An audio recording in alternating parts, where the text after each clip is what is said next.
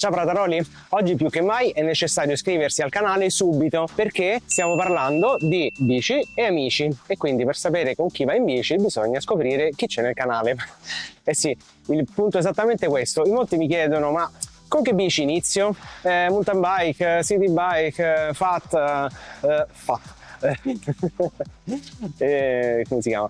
Gravel, pieghevole. Beh, innanzitutto vedi cosa ti piace fare. Ti piace buttarti per fossi e rovi e fiumi piuttosto che macinare tanta strada, solo asfalto, misto, ti muovi solo in città, ti piace viaggiare. Diciamo che ogni bici ha il la sua campo di elezioni preferito.